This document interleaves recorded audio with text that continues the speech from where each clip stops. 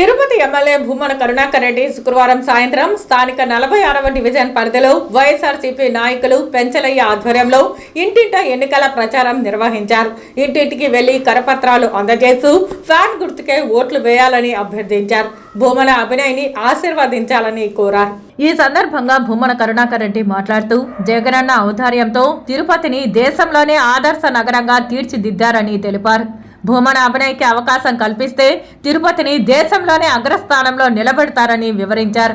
ముఖ్యమంత్రి వైఎస్ జగన్మోహన్ రెడ్డి చొరవతో టీటీడీ ఉద్యోగులు, విశ్రాంత ఉద్యోగులకు ఇళ్ల పట్టాలు ఇవ్వడం జరిగిందని, జీతాలు పెంచామని, అయితే చంద్రబాబు, పవన్ కళ్యాణ్ కూటమి అడ్డుకుంటున్నారని విమర్శించారు.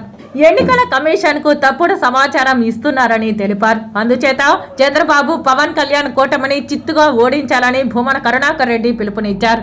ఈ సందర్భంగా భూమన కరుణాకర్ రెడ్డికి అశేష జనవాహిని బ్రహ్మరథం పట్టారు. ప్రజలు, అభిమానులు పెద్ద ఎత్తున రావడంతో వీధులన్నీ పోటెత్తాయి. భూమన కరుణాకర్ రెడ్డిపై అడుగడుగునా పూల వర్షం కురిపించారు. వీధిలో గజమాలలు వేస్తూ మంగళ హారతులు ఇస్తూ అభిమానాన్ని చాటుకున్నారు.